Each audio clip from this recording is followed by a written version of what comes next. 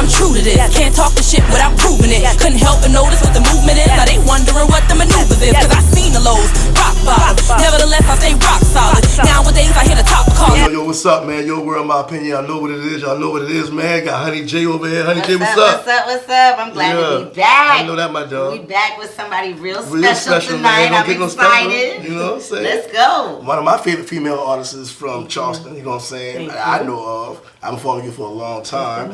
You know what I'm saying? We got B.Kiddo, we got Britley. You know what I'm saying? Artist, producer, Charleston legend. She done been in the game shit since I've been watching the game. Yeah. You know what I'm saying? In the street, Charleston shit. She's been doing it. She done did a lot. You know what I'm saying? She's a mom. She's a trendsetter. All that. You know what I'm saying? But you know, I'm gonna let you tell us who Britley or B.Kiddo. I appreciate that. Yeah, it would be redundant, but what's up, y'all? It's B.Kiddo. I'm a mother first. I am an individual. I am my own individual. I'm a stand-up woman. I'm a mother. I'm a rapper. I'm a hip-hop artist. Not just a rapper. Okay. I'm a chef. I'm a bartender.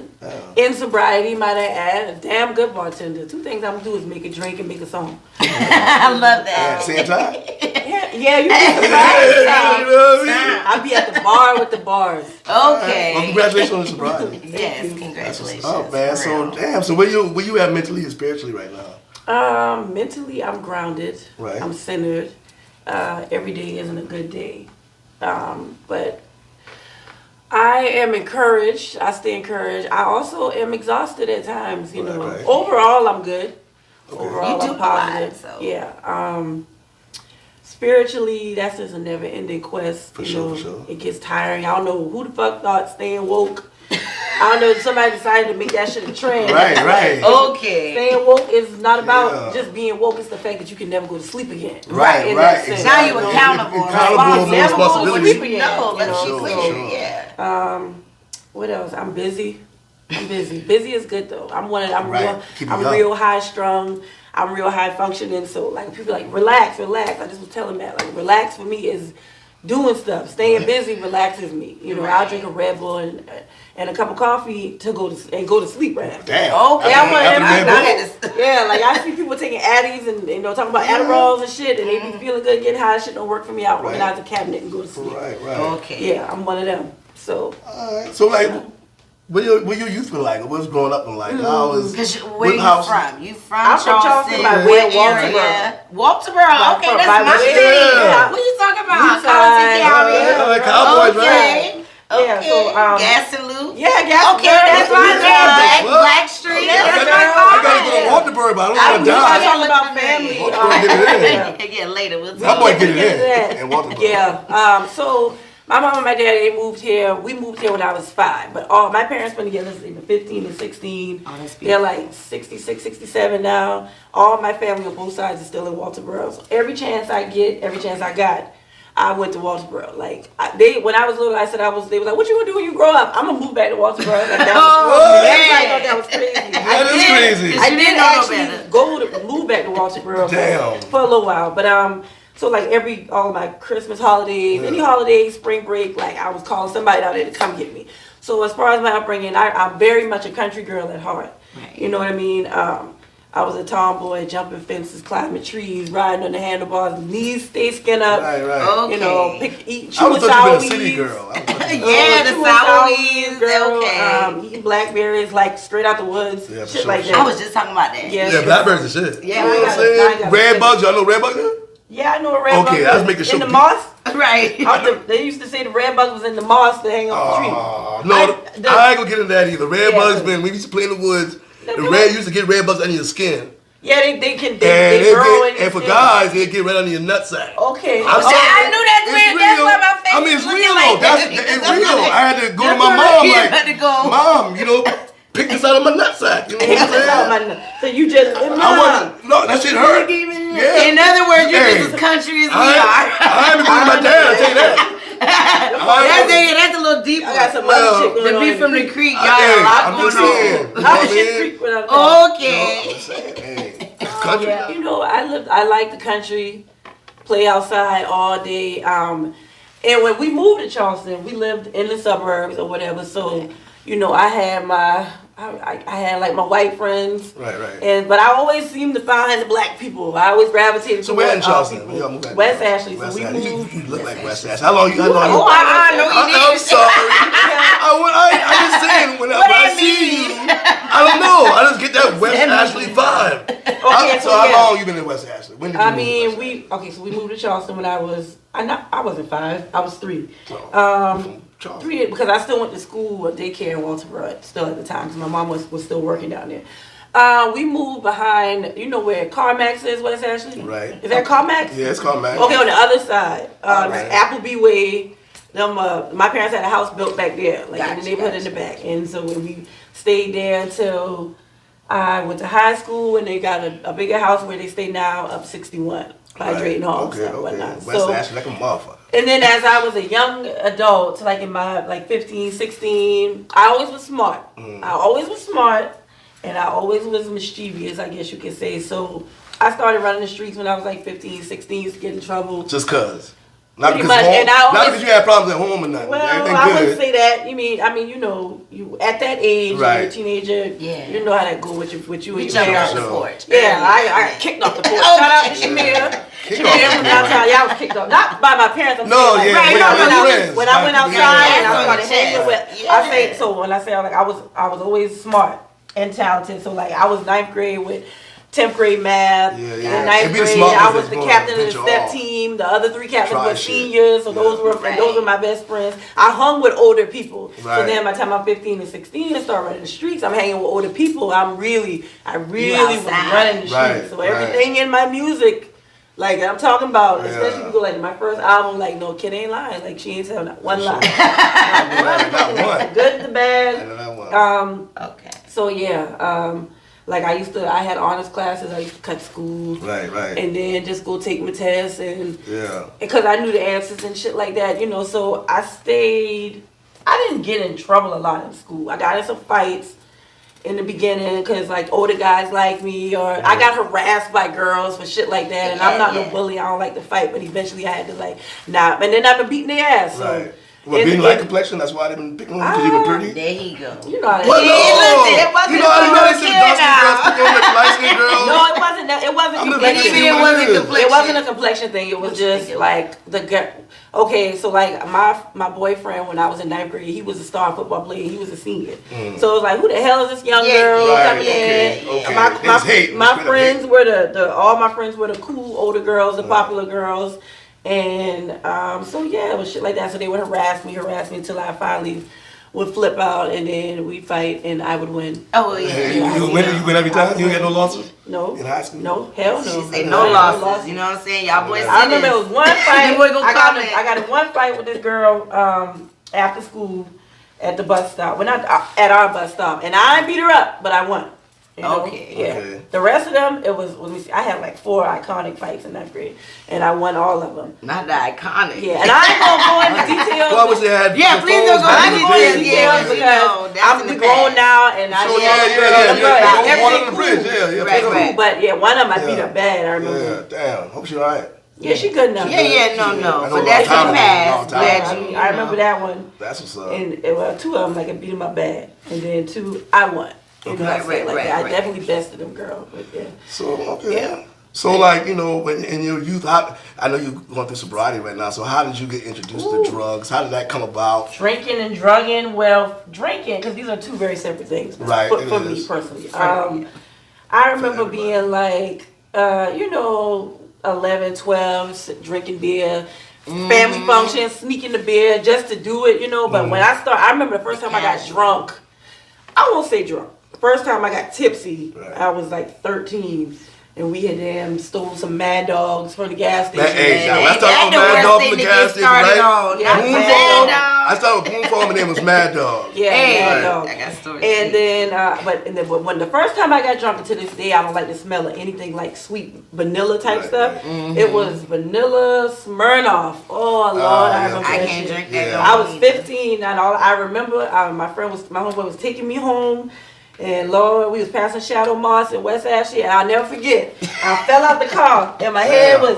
I just remember the Shadow Moss sign being upside down. I told her, I don't feel good, bitch. I bet you don't. Right. Yeah, So that's how long I've been drinking. Ever since then, like I just was a drinker. I mean, I used to smoke, still smoke casually. Okay. So when I talk about my sobriety now, that's drinking, because drinking is the only thing that poses a problem. I got you. Right.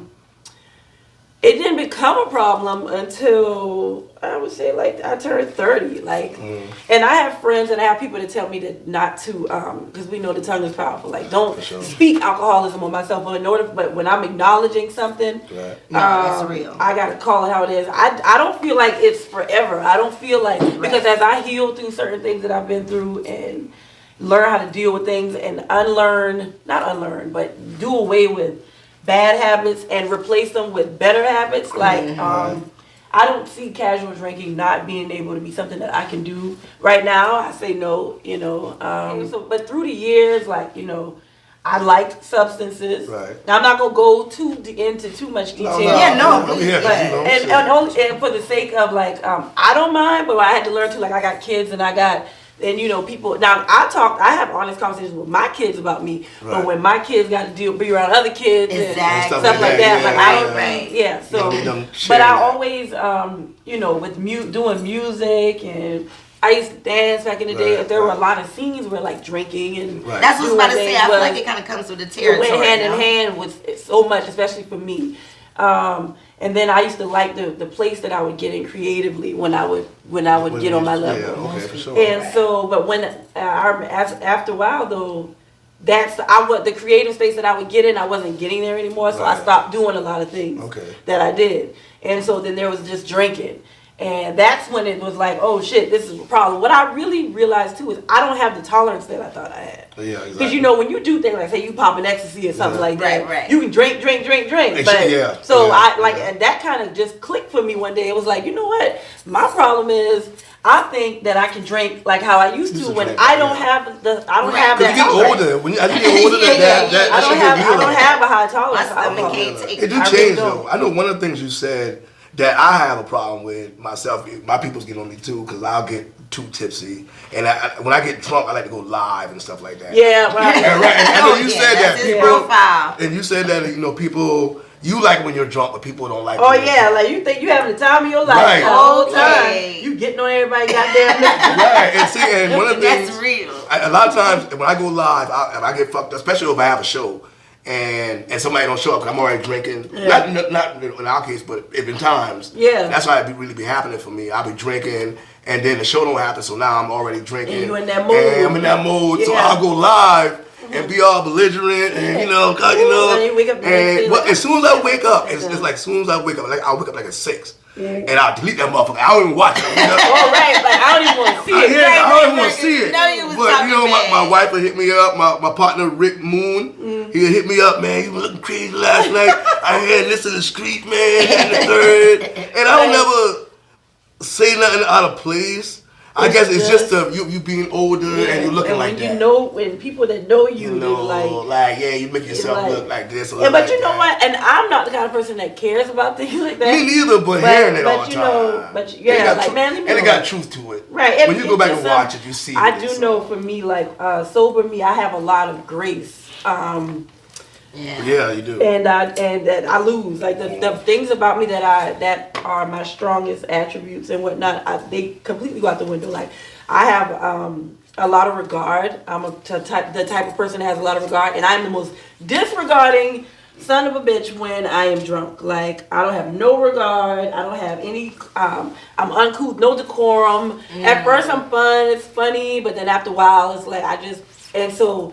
That in comparison to how I am now, it's just people, if you know me, it's like, I don't like you like that because you're so likable. When you're regular. Right, now, and if just tipsy is one thing, but like getting fuck up, like nah, like I changed. Yeah. And I need a limit, you know what I mean? If I ever drink again, decide or win or whatever, because I'm not going to say that I'm not going to. Right. You mentioned rehab before. Yeah, I went to rehab. You went to rehab. How was that? And is that something that you felt like really helped you along your sobriety? Drinking wise, no. Okay, Not at all. right. Because like they say too, like when you go to like any kind of facility, you go anything that's in the sobriety community of any kind, they tell you like if you're not ready to stop, it don't matter what you do. And that's I went to a program. A friend of mine had got killed right before that too. Mentally, I just wasn't in a good place.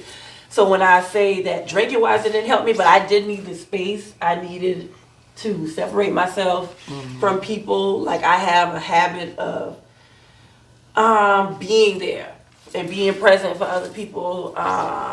The call me if you need me, I got you kind of person. And I cannot allow myself to be accessible to people like I used to be. I know I have a light about That's just being a good I know person. I vibe high. Yeah, I was about to say. You know, I know I got a high vibrational energy, and it should not, and it's not for everybody. You know, energy is it's expensive, but it's priceless. You know what I mean? Sure. So the time away, it was a 4.5-month program. I didn't have a phone, none of that. Like I needed that until I was able to get back to certain parts of me that I feel like I had neglected for a long time. I met some good people. I learned some good things. Now when I'm in a place where I'm ready for sobriety and stuff like that, I remember things that I learned and that they said that I can be like, oh, okay, well, yeah, now I see what they're saying. Yeah. But y'all know, I stayed, let me see, when I got out, I think I might have stayed sober for 2 months. Maybe. It was terrible. It was horrible. I hated it. Right. Yeah, right. right. I was living in Charlotte, and you know. What caused you to relapse? What do you think caused Nothing. you to nothing? You just No, I just was like, fuck it. Tired of this. yeah, I like to. I I'm feel a good kind of again. person. I like to. I mean, you know. I do a lot of things alone. Like I'm a popular loner, I guess you could say. Right. Okay. And so like, I like to go out to eat, and I'll go by myself. And going out to eat, having me a nice meal and a nice drink is my thing and that thing. And so like when you're doing shit like sobriety, like I'm having a good day, like oh I'm doing good. You want to celebrate not drinking and shit. So then what? Right. We're drinking. You can celebrate by I drinking. You I'm know gonna just what I'm have one saying? today. And Yeah, then, redefine. and that worked for a little while, but you know, sneaking and geeking of any sort home is no good. Like when you try to do something, you're trying to hide it. Yeah, it for creates this monster, and it will rear itself. I mean, when you again. start trying to hide it, then you know it's a problem. You know what I'm saying? Well, yeah, but now I'm saying like even because I was supposed to be sober, so even Right. having one drink, yeah, it but looks you bad. ain't telling nobody. Right. And so that happened Yeah. for a while, and so me with drinking too is like I don't drink every day.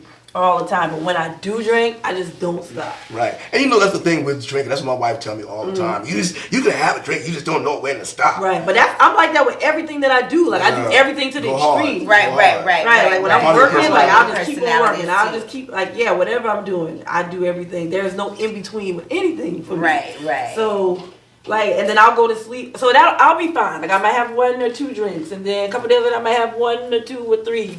And then if I'm at a bar and I don't know people, but I'm just talking. I like talking. I like conversation. I get a little excited. Now I done had 6,000 shots. Right. Because don't let other people be buying shots. That's what you gotta do. You gotta stay away from them shots. You gotta stay away from the shots. See, even my wife, she's like, you always, because with the Crown, that's what the Crown do me. I'll take a little shot.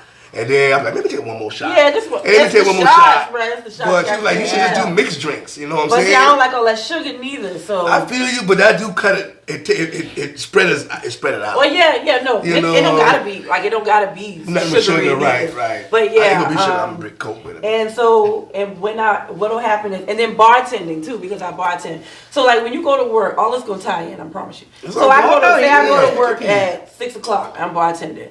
Everything's fine. I got my energy up, and then after a while, the night goes by, you get like a little tired. So take a couple shots, and then you revamp. So now, like when the club closing at 2 o'clock, I'm still. You got to wind up. So down. then I got to go home and wind down, and I would drink to wind down. Then you wake up, you got the little, hand might be a little shaky. They tell you you drink one more, you take the edge off. Right. All right, that works. So now I'm back at the club at 6 o'clock. I'm done it's a drinking vicious shit. cycle So then now. it became a cycle, and so that is so then I'd be waking up and drinking. And that's how you say you be losing days off your calendar. Yeah, Everything started to run together. I would. So when I got to, and then I don't throw up. I don't get sick. I don't be. So you don't have nothing to make I don't have nothing to stop me. Right. I don't have nothing to stop me. I don't throw up. And so I'm the kind of person as soon as I get drunk, I get hungry. Right. So like I'm eating, like I'm a high functioning alcoholic. I'm not supposed to say alcoholic, but you know what I mean. Right. And so, because I know some people like they can't eat when they're drinking or whatever. Like, no, I'm going to eat, so I'll be done, level off, then I'm drinking again. You know what I mean? I'll go to sleep, get up, and then I'm drinking again. So that's how that was going.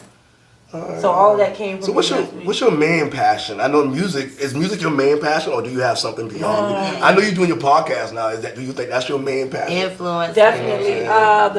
Talking. I remember when I was 17, I had made these business cards that said personal consultant. Like I'm really good with taking information, processing it, and mapping things out. Right. And for other people too. So like consulting of some sort is definitely like my core passion. Right. Yeah, and I made business cards again when I was like 28. And I went to Vistaprint and realized I had an old account, and I saw my first one. I was like, I'm free business card from right. I've been on this for a minute. This is something that I want to do. So like taking, I get like rushes of dopamine from just like mapping shit out. Like you can tell me you want to start something, I'm gonna write down, jot down all the notes. I have a way with words, as you know. So like I give things titles. I have this niche where I can make acronyms. Like let's eat. I love that. And what it stands for, and then because I ran the streets a lot, I'm always trying to flip something. So like I can take the word, make it mean what it means, and then mean something else, and then I'll flip it and do. So like I literally can do that. I've done it for I probably had like 7 people that I've taken what they wanted to do, their idea for a business or their music, and giving it a title. Okay, I was working on a project Ideal-wise with someone, and he was bent on it being 7 songs, and so I just started calling it the Vic. And he sold heroin too, so dog. You know, and Michael Vick number was 7. Right. Then he had the whole thing. He had the whole thing. Your with the songs dog. you say your songs are like that too. Yeah, we gonna get into so that. 7 songs. I took everything around me, and I put it into the title. And granted, it wasn't going to be like the Vic because he sells heroin. No, it wasn't going to be that. But when you heard the music and you know the title, if you know Michael Vick, then you know he had the whole scandal with the dogs. The Vic, I was like, so once I can give something a logo and a slogan, I'll be like, that's it. I'm sold. We doing it. Okay. So that's my passion right there in a nutshell. So how did you get started in the music? What was your first venture into music and producing and writing songs? Well, I've been rapping since I was 7. I legit remember my first fucking rap that I did with my cousin in Walterboro in my grandmama's house. And I'm not gonna say the whole thing, but it was literally like I went to the kitchen to get some cereal, went back to my room to play Nintendo, went to the bathroom to blow my nose, and through the window I saw my nigga get blown. I called my fiance, told him to get a casket, but the man said for niggas that he had a basket. Mind you, I was 7. I was with you with the Nintendo and everything, but when you said, I started getting confused. I was like, wait, what? That was something you saw. This motherfucker 7 going on 21. That go hard though. I was 7. That go hard.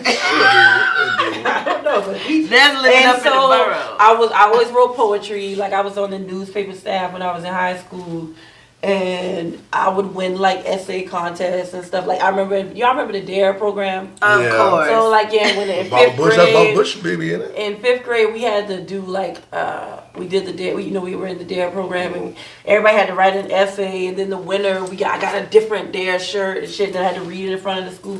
I won that. So like writing was always my thing, and I always loved rap music. Like I used to, Bone Thugs and Harmony was like one of my favorites. And I used to look up the lyrics and shit, and I do it. They be like, Brit, boo, y'all know Brit know all the and Walterboro. Brit, boo, but Brit know all the words. I used to rap all day. You know Bo. That's Walterboro all day. That was my nickname in middle school. Bo. That's how much I owned it. Right, yeah. And crazy, I got something to say about that. But yeah, so all of that, and then over time, and then I have a great memory. I remember I was in 4th grade and I was writing raps in class, and my teacher caught me doing something that wasn't the lesson. So, because I didn't really actually start writing my raps down after that until I was like maybe 26, because I started working on so much material. But when I was in class and I used to be having something in my head, I had to memorize it until I could get to the point where I could write it down. Right. So my memory became impeccable. Like literally, we would go in the studio at Twin and wherever else, and Dino with all these over the years. Right, and I'm like, I know Kiddo don't write. Right. Like I literally done, and I can still do it. So but you were mixing in them circles with all the producers early. yeah, Okay. yeah. I started going to Twin when I was 17 or 18. Right. Right. So I mean, I know you. I saw you had that. One of the shit I be watching while I follow you is when you had your album release at Locals. Yeah, that was big for me. So what year was that? And That was 2013. that was your first? Yeah, LP, that was my right? first album. I was $30 back then. Oh, so you was $30 at that time? But for years before that, I was $30, and I remember I was ready to put out a project because I had been rapping for years before that. And Dave was like, from a CEO standpoint, he's like, "Kid, you're not ready. You're not ready." Right. Which you can't knock somebody for where they feel you're at with it. But I felt I was ready. Yeah. So I did all of that on my own. I was not legally. I've never been actually signed on paperwork to anybody. For sure. But I was $30. Like I got tattooed on me and you was represented. We gonna move on to that. You wouldn't know nothing. It's like what I got but $30. Yeah, I was $30. And that whole movement because. And so I got you. And, I put the album all the money, everything. I remember me and I had my squad at the time with Glam ENT. I remember all of us just sitting on the floor in my apartment. I stayed in Lansing at the time. Putting it all together, like I ran the whole shit myself, executed it, but I still put the $30 stamp on there. Yeah, but you did everything yourself. Well, I mean, I had not produced. Not producer, but you went to the producers yourself. I was the executive producer. Right. Yeah, you like got it structured. I did everything on my own as far as putting the project together, but I still put the $30 stamp on there which makes sense. I felt like that's what I wouldn't have. It was nothing without. Right. Like it deserved to be on my project. Right. Yeah, I couldn't not do that. So, and Dave was proud of me afterwards. He was like, "Yeah, motherfucker, you did the shit." So, right. And I mean, and it's a good album. And then the thing about it is like Dirty Dave, because we've been doing the music with Down Bottom Records and stuff like that, moving around. And Dirty Dave, I remember when his movement went from like. Just passing out CDs to like the Billboard, the Plan B when he had the ice sculpture, and the boy took the bus. I remember we was at the studio. Cause I was with BJ Lim Jones. And Moon, and we was at the studio, and it was like everybody ain't gonna be able to ride on the tour bus because it was a flood of people. That was major, man. And it was. I remember what I had on. Dirty Dave was moving in a path like no other. I ain't gonna lie, and like I'm real down to earth, so a lot of times I didn't realize just how much of like the it girl I was. Right, because you was that girl, right, and you were all day long. One of the best artists. On the platform, and I mean, I think you was spitting fire. A Slick. I like Slick a lot. Dirty Dave was the producer or whatever. I know what he was doing or whatever. But, so what happened with Dirty Dollar? How the movement? You know what I'm saying? Because Dirty Dave had shit with Amigos. Yeah. His album's been hard. He been producing hard, and it makes you wonder how do you blow up in Charleston? Right. Yeah. Because this movement been the biggest. Right. Yeah, I mean, you had Twin D, you had Pacino Dino back in the day. You had Fat Boy. You had Marley Marl, but Skrilla, all them boys. Oh, but it just seemed like something with Dirty Dave. He did it fast and he did it bigger. Yeah, he did. Dave. I remember at my release. Right. He bought like 20 of my CDs, and it's on and the Quad Dub. God bless his soul. Rest in peace, Quad Dub. He did like if you go on YouTube, he did a video of the release party or whatever, and Dave had all the CDs. I was like, this nigga don't do nothing in moderation. Right. Get a banana. He get 80 bananas. So he doesn't do anything in moderation, and it was epic. It was epic. As far as what happened, I'm not gonna speak on it so much because I don't know everything, but I don't know. I can't say I know for sure, but I do know that when it came down to the business side of it, I can't speak for everybody, but for me, I don't know. I guess maybe whenever we weren't on the same page as far as the direction people wanted to go, and so things won't be They won't stay the same forever. Right. So people branched off. Right. You know, and I mean, me and Dave, we still good. It's still right. You know, it's not. I won't say that there was it's nothing that, no one thing that happened. Right. But I feel in my opinion, maybe there comes a time where what's next, it kind of, if you don't really know what to do, then nothing gets done. Right. And so the momentum just kind of started to die down. Did he pull away from Dirty Dollar? No, I have to say that's his, you know. Nah, he didn't pull away. I think people just started branching off. Right. Yeah. It was a big movement. And you know, you from West Ashley, and I know one of the artists I like from West Ashley a lot, he passed away, God bless his day, is 200. Of course. Yeah, he's on. You go watch my mixtape. I saw he was on there. And I found out about him. He was the first one there. Right. He was, and, you know, I know him from his music before I saw before I saw the I called him Glenn. I was like, I knew you before you were 200. Yeah. I knew you were 200. And his music hard that out there. Yeah. Long live 200. Because his music is tight. Long live 200. You know what I'm saying, man? That's what's up. I knew you West Ashley, all that. Yeah. You know, like all of us, we went to school together, and those the guys out the neighborhood. Man, that's what's up. Yeah, I was like, I said to one of my songs, like, Nunu in the hood. Right? Yeah. I wasn't going nowhere pretending I didn't live or where from where I was from, but I always say the girl next door with the niggas from the hood. Like, that was me. That was what I was. For sure. The girl next door. For sure. So, like, what's your, looking back at that whole Dirty Dollar movement, is there a memory that one of your greatest memories, like, is there something y'all did that was like awesome, like off the chain, that just, the movement was so big, but is there anything that stands out that was really impactful for you, that we was like, man, we gonna blow the mark? I felt like we was gonna blow the mark every day. Right. But we never did.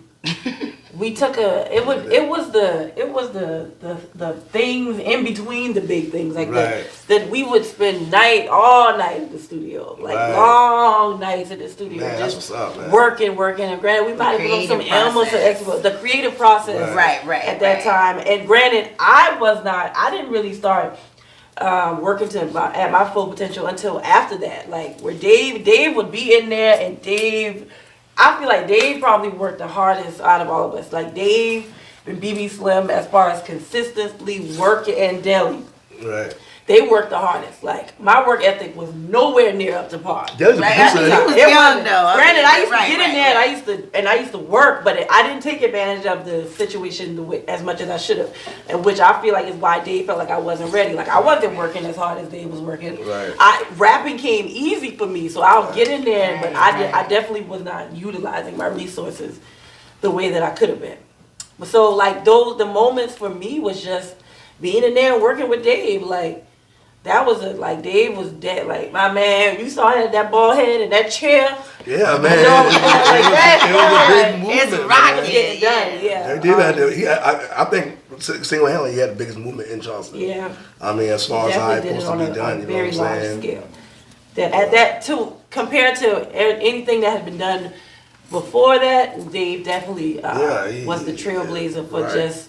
Right. To that, like, you know, putting things on World Star, shit like that. Dave definitely did it all. Did the whatever you needed to do at the time. Like, Dave was gonna do it, and he did it. You know, nobody had a album cover on a billboard. I tell you what, I swear to God, I want to get that billboard for Your World, My Opinion. That same one he had, right there after Cosby. He can't know that shit like $3,000 a day or some shit. Oh, that one. No, it's like $3,000. I look it up. It's like $3,000 a month or something like that, or $5,000. It's up there. But yeah, it's that one particular spot. That was the perfect spot. Right there. Everybody gonna see it. It was like after Ashley Phosphate. Right there. When you get on the interstate. Yeah, right there. The Carolina plug, that shit hard. That shit hard, man. Definitely. You know, we used to take trips like Dave. We really was on tour. Right. You know what I mean? Like, that's on a tour bus, man. In Alabama and Georgia. It was unheard of. You know, and we weren't just going to Atlanta and doing a showcase. Like, we was in Huntsville, Alabama. We was in all these small cities. Right. We really was on tour. Pushing. Yeah, we were in all the small cities, and that was dope. What do you think it takes why isn't Charleston on? What do you think it takes for somebody to make it out of Charleston? I don't know if there are plenty of people that have done great things from Charleston. Great things, right. But in the sense of what I think you're talking about. As far as, first of all, I feel like we need to stay independent. If you think about No Limit and Cash Money, like they stayed independent. They built their own. Yeah, that's what they did. So I feel like, you know, me personally, like I would have signed literally like on paper with Dave. You know, I know P from QC because you know P and Dave was P was behind us with $30 too. So, and I had a contract presented to me with P. I turned that down. Why did you turn it down? I think intuitively, like I just know that that's just not. If you feel like I'm worth, this is a figurative. This was not specific. But if you feel like I'm worth $5 million, and so you willing to put that up for me, I ain't trying to pay nobody back like that. I don't like nobody. I'm particular like that too. I don't want. I'll take the long route. I'll take the grassroots way. I know me. Like I need to have a certain amount of say so. Like. And you lose that when you. I don't have, and I ain't going for that. That's not gonna work for me. Right. And so then I can't work for you because I know me. Right. And when I can't do what I want to do. Granted, I know that there are certain things when you handle a business that you gotta do business, but I can't do anything that stifles my creativity. Right. So say I blow in another 2-3 years, like 2 Chainz, you know, because he was Titty Boy, then he you know. So say I blow in 2 or 3 years, I'll do a distribution deal, but I can't do anything that's gonna stifle my creativity. So if it takes me longer, fine. And if it don't happen for me, because I didn't sign or whatever, I gotta stay true to me. Right. And I guard my authenticity with my life. Doing this because I like doing it. I don't care how long it takes. The end game is not an end game for me, you know what I mean? I'm doing what I love doing. If you love it, I love that you love it, you know? A lot of times, not a lot of times, but every time I put out a project, I've only put out 2. Granted, I've done a lot of music and putting out stuff in between there, but the songs that end up on my projects, they be like 5 years old. That's why Finally was called Finally. I didn't have a title, and they kept saying, what you gonna call it? And I remember I was on Bali, and we were sitting in Charlie's, and I just was saying something, and I was like, I was thinking to myself, they gonna be like, boy, Kiddo, you finally put a project out. And I was like, that's what I'm gonna call it. Like, now nip it in the bud. So I have a thing where like when I'm working on music and I record, it's for me, like, cause it's my life, it's whatever I'm going through, it's my opinion on things. So by the time I put it out for me, like I don't feel pressure to put it out to the world, cause I've gotten it out for myself. But now and then it'll come a point where I'll be like, damn, people need to hear this. So like, okay, now it's now, so like right now I'm in a place where I'm ready to put out another project. I stepped away from music because getting sober and stuff. Like all my habits were closely connected to making music, so I had to put it on pause so that I could safely cut ties with all this other shit that I did. And so now that I've got a handle on all of that, I'm ready to put out some music. So is that why you kind of pull away from the music, because the environment like all of those things what you trying to do with your sobriety? I needed to get myself in a healthy place as far as with my creative process. Like my creative process before, a lot of time, not all the time, but you know, being under the influence was a big part of it's a part of the lifestyle. It's a part of the let lifestyle. alone everyday life, you know. But like I would get on my level and like go in a rabbit hole. And granted, I'll be beasting while I'm in that mode. Like I got so much music. So when I put out my next project, I like all the songs are. Alright. You know, that's frustrating though. Go ahead. Okay, because I was gonna say before we move on from your music, like you have so much out there. Is there anything in particular that like you feel like one track that truly represents you or that stands out for you, or like that's out? Yes. High Hopes. Sure. High Hopes. Yes. It's like one of my favorite songs ever. It's on. I should re-release it. It's on YouTube and it's on Apple Music. On your page? It's called High Hopes. Why does that song resonate with you so much? My friend at the time, my friend B.Kiddo, who rapped, he's a legend, R.I.P. Okay. God bless his soul. He was supposed to be on it with me. He actually died the night that I was recording it. He was supposed to be in the studio with me. B.Kiddo from Hollywood. I'm gonna say that name sounds so familiar. Skinny Gray. You don't know how many years ago? Wait a minute. How many years has it been since he passed away? Yeah. I feel like it's been a minute. Maybe. Okay, like 6 years. yeah. I feel like he died in a car accident. Just I don't know. You have to listen to the song, but Right. it just talks about me and where I was at with people at the time. Like you have like when the camera stopped, like y'all gotta play it. You gotta listen to it. It's just I don't know. It's one of my favorite songs. It's one that I've ever done. So what's the difference between B.Kiddo and Brittany? It's Brittany, right? With the L, Brittany. Yeah, because What is that? Is that? And are we gonna switch over to Brittany? Or I am going back Brittany. to This is B.Kiddo? Brittany. Okay. B.Kiddo is it's like Beyonce when she. It's my character. Yeah, Sasha Fierce. Yeah, I guess. Okay, so first of all, B.Kiddo the name comes from my favorite movie. Okay, which let's is Kill Bill. Okay, Kill Bill shit. that's a classic. Yeah. Thurman's, Pulp Fiction, all them shit. I love all of them course, shit. right. Uma Thurman's name, her assassin name was Black Mamba, but her real name was Beatrix Kiddo.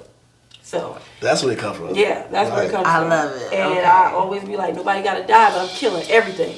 And y'all know how she did in that movie. Like she went through shit, she bounced back, she went back for her revenge. At the end of the day, just to get back what she loved, her daughter. So yeah, that is a.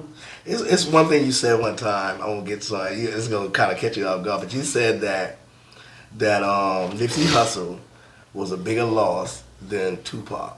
Yeah. You remember saying that? You like, that's it. I don't hear nothing else. Not up for debate. Right. Not for debate. I hear that.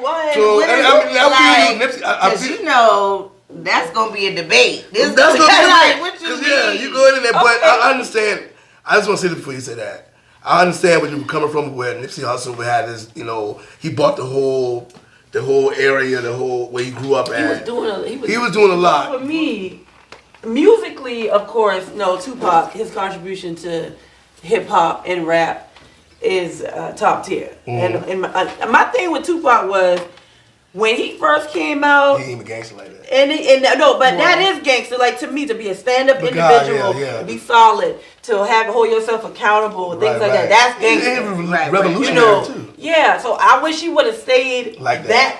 Stayed who he was. Like I feel like the whole thug life shit and all that was just a gimmick. It wasn't who he was. I don't think it was a gimmick. I think he was young and he was drawn to it. He was drawn to the power. I think it was a gimmick because that wasn't the essence of who he was. When you actually research but they said even every time you meet Tupac, he a different. One day he a revolutionary.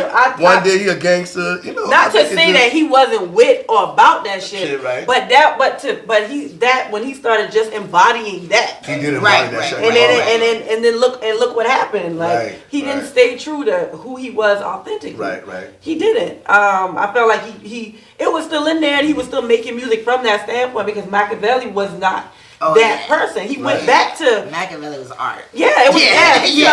But he could always tap into that.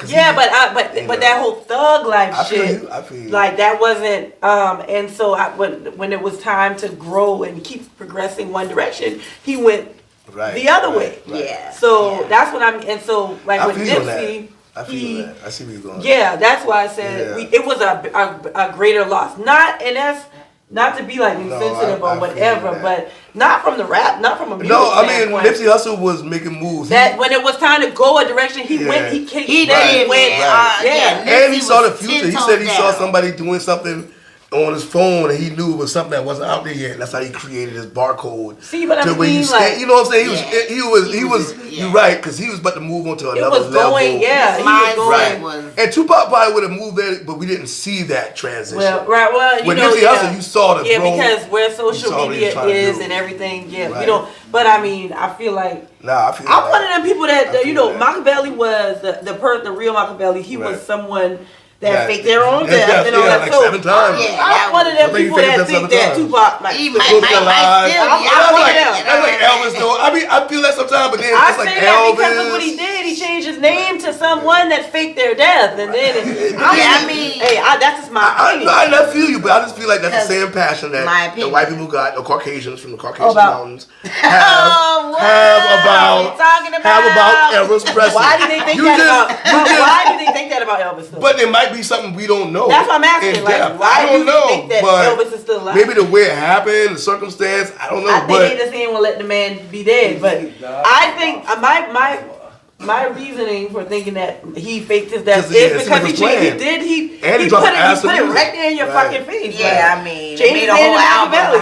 That's my only reason. It ain't like I want to be like, oh, he ain't dead. I just like, it makes sense. And he, you on that shit because he wanted to go a different direction and felt like it was not. And he might have saw the situation. Because look what happened in Nipsey. Like, like when you going, so hey man, and you see how Suge was doing, motherfuckers. He was trapped. Yeah. You know what I'm saying? He might have saw that Suge how he moving. And be like, yo, what's the best way to get out? He's an intellectual motherfucker like that, so he probably playing that shit. I honestly feel like hey, Tupac, we ready to see you again, man. Right. It's time. Where you at? I fuck with you now. Fuck with you. Okay. You heard it at first. He might be still alive. He had her at first, but more than saying he might still be alive, he might have faked his death for real. Like, you know what I mean? Like, hey, you're well my opinion, yo. Yeah. It's just our opinion. Man, so we don't know. all that. You know what? Cause okay, right. Okay. Alright, so like, how do you feel about like females? Like, you had work done? I did. Right. So how do you feel about females? Well, first of all, what did you have done? Well, because as a female, you got to be specific. Right, but I was gonna lead into that. We there. All right. So I had shots. That was a long time ago. It wasn't. I've definitely now. Pause. Okay. I always what you shaking? I said She look real good. So for one, I always had shape. Always had body. Oh, she one of them greedy boys. She gotta have more. She didn't want them to sit right. Yeah. So pause. I always had shape and I always had bottom. Right. Way before that. So and then when I got it done, like I didn't go like crazy. I went to the same person Nicki Minaj went to. Okay. And you should look good. Back before she was as big as she is, when she was in Atlanta running with Gucci. I won't say the guy's name, but like he is top tier. I heard he's still out there doing his thing. Okay. So this was what? This is over. Let me think. This was in 2012, maybe. Okay. Long time ago. Okay. Yeah. So that's something you've been planning on, like saving up for it, been planning on. Was like that one day? something I knew I was gonna do. Once it became a thing, and I heard about it, I was like, oh yeah, I'm gonna do that. Right. Okay. So when the time came, I got it done. No regrets. Hell no. Okay, I love it. It wasn't, and so I've definitely gained weight since then. My shape, this has always been my shape. Right. Yeah, so I didn't do anything else. I don't have no other. It was just you just enhanced. Yeah, just. So you said the shots, right? Mm-hmm. So how does that work? I've been saying like, cause you see like when you get breast implants, they I know that's not the shot. But they put actual something else in there to bubble it out. So then I heard that you take fat. Want me to tell you? You take fat. I'm like, wait, what? Alright, my bad. You take fat. I don't want to tell you or not. No, it's not a BBL. They ain't taking fat from nowhere. Okay. No. So I got what's called hydrogel. There wasn't no silicone. Silicone was that shit that was locking them girl up. Okay. Yeah, no, it's called hydrogel. Right. That's a good question. So it's soft, and people be like, "How does?" I be like, "You want to feel it? You can go ahead." Okay. Yeah, if you want to, you can. After the show. Yeah, just to see what I'm talking about, literally. But I want to know too. It's very. It's soft. It's soft. It's called hydrogel. No, you can tell the difference though, because I ran into somebody else, and let me tell you, you can tell the hydrogel from the a lot of them girls silicone. be getting silicone, man. Like I said, my guy was good. Okay. So when Nikki says finally soft, what does that mean? Right. Okay. Yeah, I'm gonna tell you how I know the answer to this, because I went to because I asked him. I was like, "Is it true you did Nicki Minaj too?" And he just kind of was like, so then later on after, because you lay on your stomach and they put it in thing, and then you get like shocked, like it all, like you really can see the difference. Multiple. Yeah, like after he done one cheek, you can see the difference. Yeah, popping up. So I remember he was telling me. So because when he was about to start, because I had kids, my skin was already kind of stretched. Right. You know what I mean? Like I was in good shape, but when you I wasn't like firm as someone without kids. So he was like, being that I've had kids already, it's good because he was like, sometimes when people come to him and they just go overboard and they do too much. So you packing something in. And so it makes it firmer, and so someone in that situation, you get so much you never had no kids, it's hard. So you got to massage like anything. Yeah, like you that's get, why like you get a new pair of massages shoes. is insane. And the shoes Okay, are, so you have to have it's things you do every day to like to same get it way soft. you break it in. You got you break Break it in. And how long?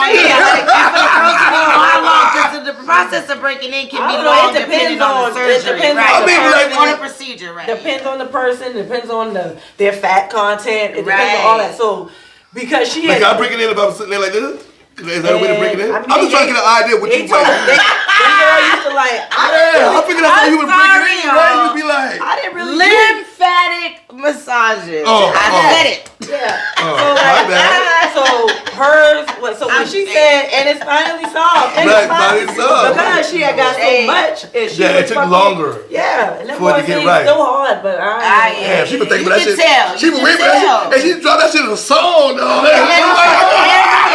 The way She she got said tired of it, the boy talking about it. She Right, knew it shit, would but come that mean out. you don't know unless you touch it. he was like, and you It could was hear for the her. excitement in her, like, Yeah, it's finally like, solved. okay, that shit is It's solved. finally solved. Touch it now. Touch it again if you touch Listen, it a while it's ago. real. Yeah. It's real. So that's that. We there. There's that. Y'all terrible. There's that. There's that. There's that. Right. Hey, well, I'm glad you had a great experience. You look good. You know what I'm Right, saying? yeah, You wear off the well. chain. You couldn't tell unless you told me. Right. We gonna talk about one more thing, and we gonna talk about your podcast. So Yeah, let's let's eat. go. What's that all about? Just break it down to us. Let us know So what's the future let's about. So eat. excited. The best explaining of why EAT stands for embrace all truth. And because like I ran the streets and all that, I'm obsessed with the concept of flipping something. Like, does it work through and through from A to Z? Do the ends justify the means? All that kind of stuff. So when you flip the word eat, it is to accommodate everyone. So let's embrace all truth to accommodate everyone.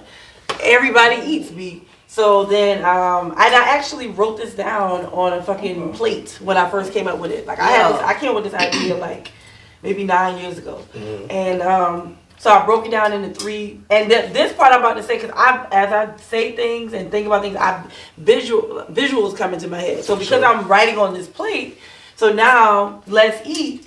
And then I was like, so I broke it down into 3 courses, like a 3-course meal. So the first part, in no particular order, is food, which is for one, I'm a foodie, for 2, I'm a chef. And, you know, when you think about eating, initially the first thing that comes to your mind is actual food.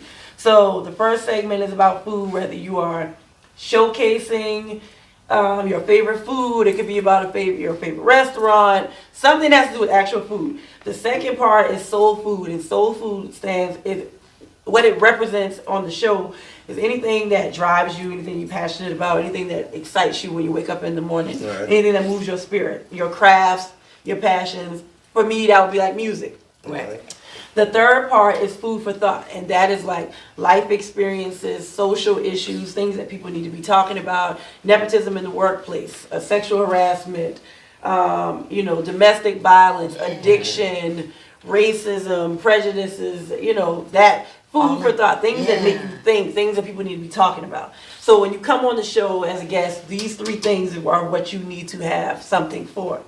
And that's a full course meal. That is and then let's eat. Oh man, That's that is You want to nice. be on your show? I want to be interviewed. Yeah. I want to be interviewed. That would be dope. To be a part of that. So That is yeah, beautiful. I used myself as Right, we can put it together. He said he had a question. Okay. Go ahead, you ask it. That's how we do. Well, she want to finish her thought. Yeah, go ahead. I used myself as the muse for the first one, and so I talked for food for my first episode, and it kind of got edited out, but it didn't. So my third daughter, Daddy, who it's her birthday today. Happy birthday, Goldie! Her daddy makes peanuts, homemade peanuts. So and because I told you how I like my niche and how I talk, the phrase "peanuts to an elephant." Okay. So for me now, being that I've gotten to a place with my drinking and all of that, I feel like I've not won the battle because it's an ongoing thing. But I've gotten over that hump, so it's peanuts to an elephant now. So okay, so pause. So every episode will have a title that has like food in it. So the title for that episode was Peanuts to an Elephant. My baby daddy does his homemade peanuts, so I showcased those. Okay. That was my food. My soul food was music. And my food for thought was alcoholism. Right. As my own guest, those were my 3 things. And so, and then I build the episode based off the content, you know.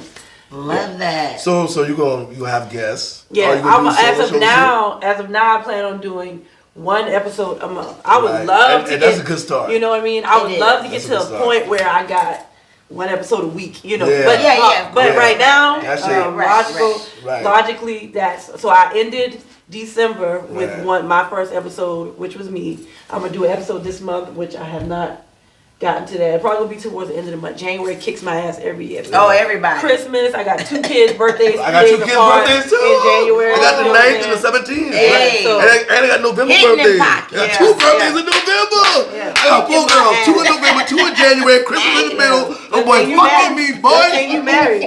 Shit. You know what I mean? I tell them, boy, clip that thing, boy. Valentine's right around the corner. I'm gonna need you to run all of that back. I am tax time, biggest fan.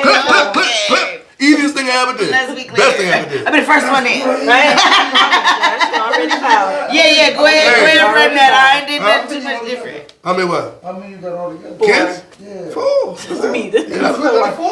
Man, shit, that's enough, ain't it? 10. Huh? Need 10. 10. Okay. I think Cattle Boy now. You know she gotta go. I think Cattle Boy now. You know what I'm saying? I think Cattle Boy now. I got to bring it back down to 4. Shit. 10, man. Them motherfuckers be out there somewhere. That's my question. What's up? You ever thought of turning your podcast or whatever you got going on into a non-profit? Yeah, that's all. I'm such a mapper and a mapper. Damn, how you do that? What's that? What you saying with that? Like turning it into an organization that is more than just talking. Like actively using the concept to connect, to reach people, and to that's where, as far as for me, the reason why I asked it because what you say the audience that you're trying to reach is a lot of times deals with nonprofits, especially women. Right. Of color.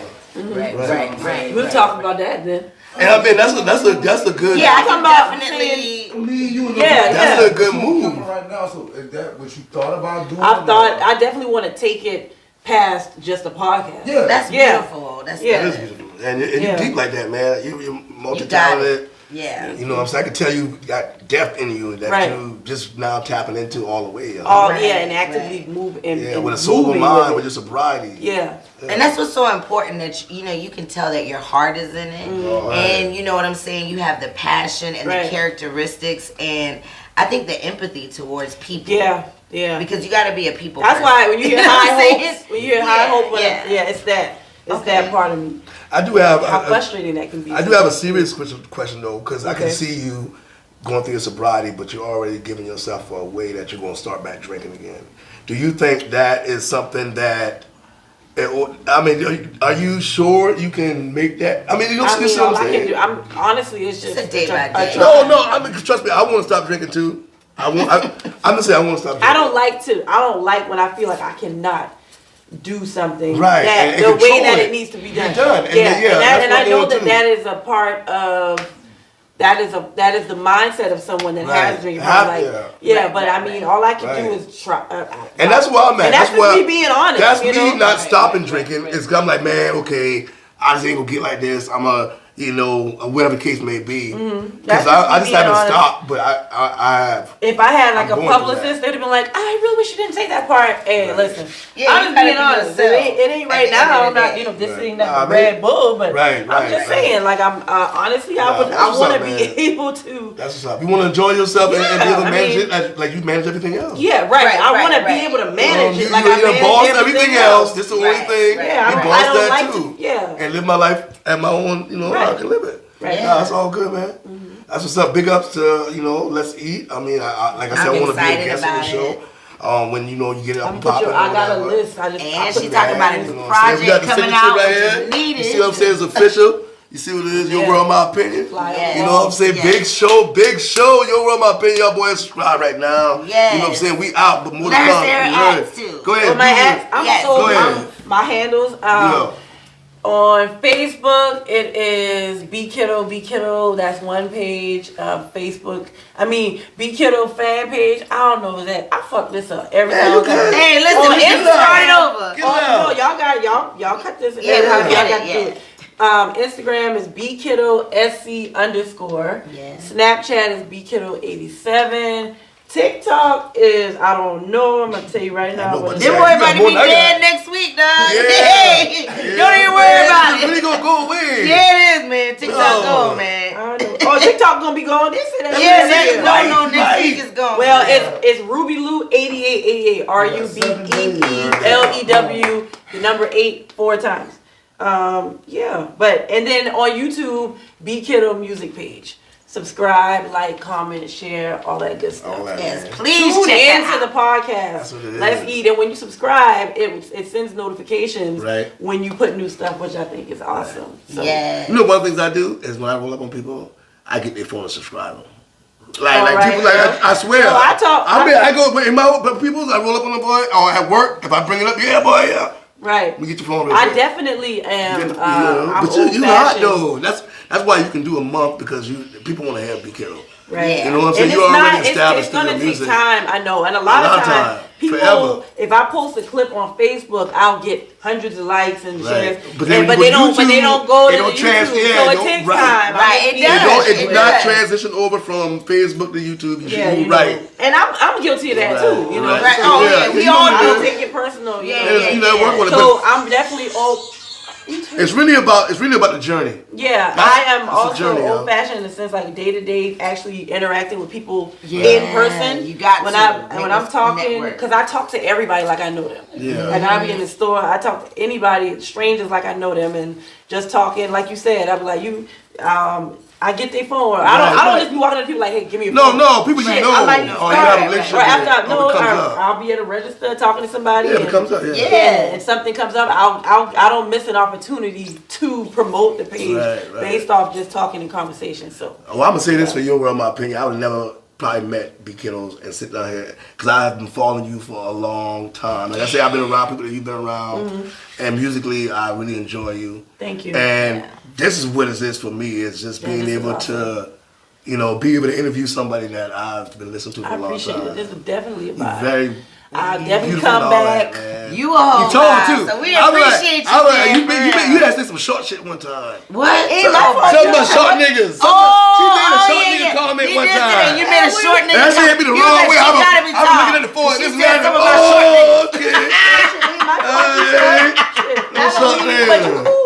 No, I'm Okay, cool, right. bro. I'm good with that. I'm good with it. down for the short I'm dude. good with it. I'm good with it. It wasn't that like that. Stand tall, my brother. Okay, Right. keep your head For sure. up. That's Keep what your I head up. appreciate you. Thank you for stopping by. Yes, Like I yes. said, Love you, yes, baby. it It was good. It was Yeah. beautiful. We get hug too. The handshake look whack. Yeah. Following each other. I ain't new to this, I'm true to this. Can't talk the shit without proving it. Couldn't help but notice with the movement